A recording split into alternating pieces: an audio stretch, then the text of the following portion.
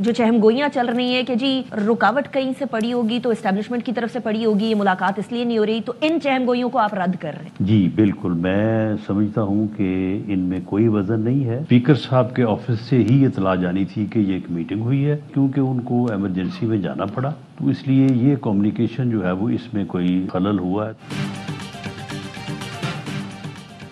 Establishment نے بانی P T I سے ملاقات کرانے سے نہیں روکا۔ اسپیکر کو ایمرجنسی میں جانا تھا، اس لیے اسپیکر آفس سے ہدایات نہیں گئیں۔ وزیراعظم کے مشیر رانا ثناء اللہ کی پروگرام میں اعتراض ہے میں گفتگو، کہا بانی پی ٹی آئی نے کمیٹی خود بنانی ہے، وہ متنازع گفتگو کریں گے تو اثر پڑے گا۔ اسپیکر قومی اسمبلی واپس آئیں گے تو آئندہ ہفتے تیسری نشست ہو سکتی ہے۔ سیکیورٹی کے مسائل ہوں تو عدالت بانی پی ٹی آئی کی منتقلی کا فیصلہ کر سکتی ہے۔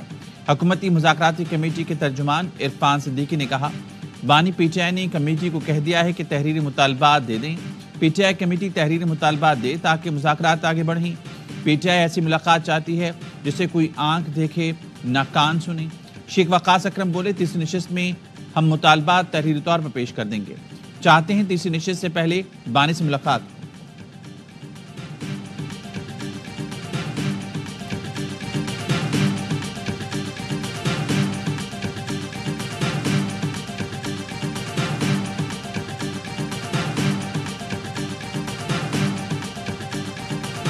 عمران خان کی ایکسیس ہے اس کو محدود کیا ہوا ہے، عمران خان کے بچوں کو نہیں بات کرنے دیتے، عمران خان کے جو معالج ہیں ان کو نہیں ملنے دیتے، رولز توڑے جاتے ہیں جیل کے، یہ ٹارچر کے اندر آتے ہیں۔ عمران خان نے کہا ہے کہ اب ہمارے پاس کوئی راستہ نہیں ہے پاکستان میں، اب ہم ہیومن رائٹس کیس کو انٹرنیشنل آرگنائزیشنز کے سامنے لے کر جائیں گے۔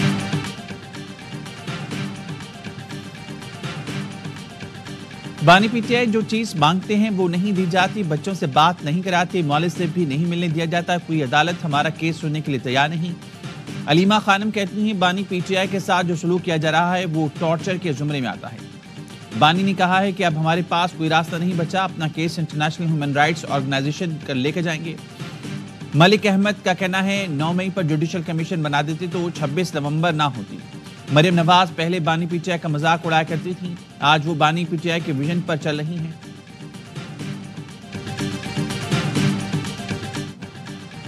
4.5 سال بعد پی آئی اے کا طیارہ یورپ کی فضاؤں میں داخل، فلائٹ آپریشن بحالی کے بعد قومی ایئر لائن کی پہلی پرواز PK-749 330 مسافروں کو لے کر پیرس پہنچ گئی۔ پاکستانی سفارتی عملے نے استقبال کیا، چارلس ڈی گال ایئرپورٹ پر مختلف تقریب میں کیک کاٹا گیا۔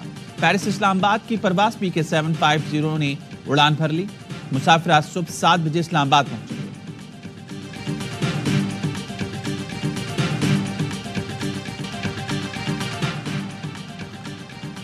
حکومت نے قومی ایئر لائن کا تشخص بحال کر دیا۔ یورپ پروازوں کی بحالی کے بعد پی آئی اے ترقی کی جانب گامزن ہے۔ وزیر ہوا بازی خواجہ آصف کہتے ہیں پی ٹی آئی کے وزیر کے بیان سے پی آئی اے کو ناقابل اختلافی نقصان پہنچا تھا، آنے والے دنوں میں برطانیہ کے لیے بھی فلائٹس بحال ہوں گی۔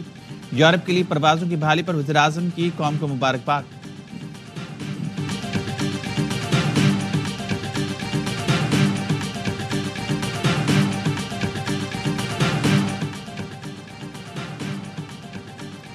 معیشت کا پہیہ جام کرنے کے دعوے دھرے رہ گئے، پاکستان معاشی استحکام کے بعد معاشی ترقی کی راہ پر گامزن ہے۔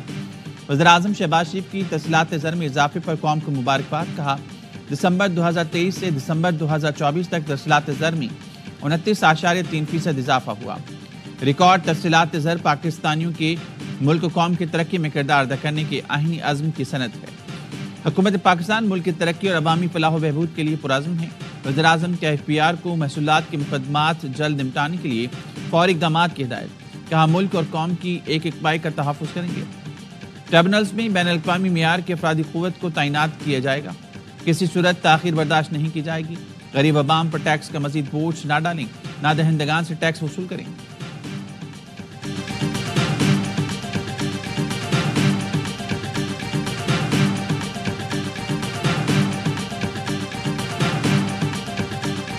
اوورسیز کو عمران خان صاحب کی کال بھی جا چکی ہے، 2-3 مہینوں کے اندر آپ کو اندازہ ہو جائے گا کیا اثر پڑتا ہے۔ ہماری اپنی ذاتی ملے، ان کی تو بیلنس شیٹ زبردست ہے۔ یہ قوم کے ادارے ہیں، اس کے لیے نہ ان کو کام کے بندے ملتے ہیں، ہر چیز کے ساتھ اتفاق لکھ دیا جاتا تو شاید یہ بھی پروفیٹیبل ہو جاتے۔ ترسیلات روکنے کی اپیل کا اثر اگلے 2-3 ماہ میں نظر آئے گا۔ 2022 میں ترسیلات زر $32 ارب تھیں، 2024 میں 27 ارب ڈالر ریکارڈ ہوئی۔ پی ٹی آئی رہنما شیخ وقاص اکرم کی پریس کانفرنس، کہا ان کی ذاتی ملوں کی بیلنس شیٹ تو زبردست ہے مگر قومی ادارے خسارے میں ہیں۔ قومی اداروں کے ساتھ بھی اتفاق لگ جائے تو وہ بھی منافع میں جائیں گے۔ مینڈیٹ چور حکومت کچھ چیزوں کو مخصوص طریقے سے پیش کر رہی ہیں۔ کل وزیر اعلیٰ پنجاب نے کہا کہ ہم نے معیشت درست سمت میں ڈال دی۔ گزشتہ روز بھی کئی وفاقی وزراء نے کہا معیشت درست ٹریک پر ہے۔ کے پی میں صحت کارڈ کا مقابلہ کرنے کے لیے پنجاب کو 103 کارڈ جاری کرنا پڑیں گے۔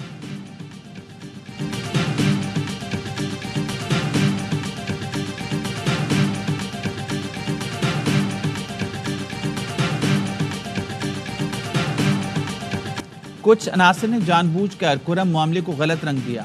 وفاقی وزیر داخلہ محسن نقوی کی مولانا فضل الرحمان سے ان کی رہائش گاہ پر ملاقات میں گفتگو۔ محسن نقوی نے کہا کرم میں قیام امن کے لیے اسٹیک ہولڈرز کو اعتماد میں لیا ہے۔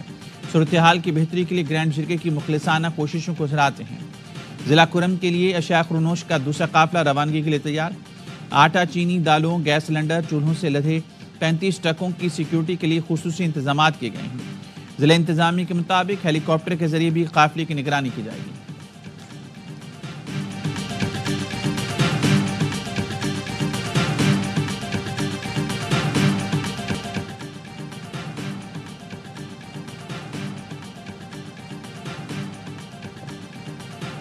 ہیش منی کیس میں نیو یارک کی فوجداری عدالت کا فیصلہ آ گیا۔ ٹرمپ غیر مشروع طور پر الزامات سے بری، نومنتخب صدر کو جیل ہوگی نہ جرمانہ، جرم ریکارڈ میں شامل ہوگا۔ عدالت نے کہا نومنتخب صدر ہیش منی کیس میں مجرم ہیں۔ ٹرمپ امریکی تاریخ کے پہلے صدر ہوں گے جو مجرمانہ ریکارڈ کے ساتھ عہدہ سنبھالیں گے۔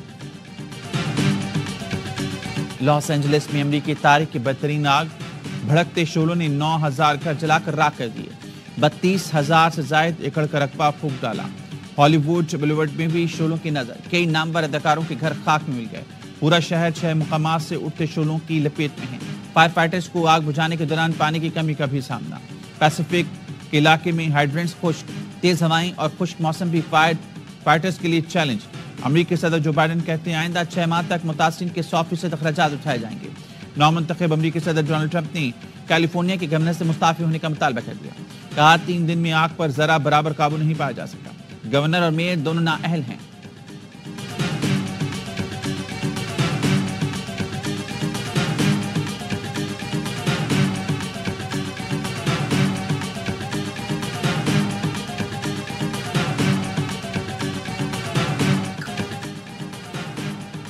اسرائیل نے غزہ پر قیامت ڈھا دی، 10 روز میں 500 فلسطینیوں کی جان لے لی۔ شمالی اور وسطی اور جنوبی غزہ میں وحشیانہ بمباری، شہید ہونے والوں میں بچوں کی بڑی تعداد شامل۔ گزشتہ 24 گھنٹوں میں 22 فلسطینی لقمہ اجل بنے۔ سونی فورسز نے خان یونس میں خیموں کو نشانہ بنایا۔ مغربی کنارے بھی پرتشدد کارروائیاں جاری۔ ایک ہفتے کے دوران یہودی آبادکاروں نے درجنوں مکانات جلا دیے، فصلیں نظر آتش کر دی۔ 1.5 سال سے جاری اسرائیلی جارحیت سے شہید فلسطینیوں کی تعداد 46,000 سے تجاوز کر دی۔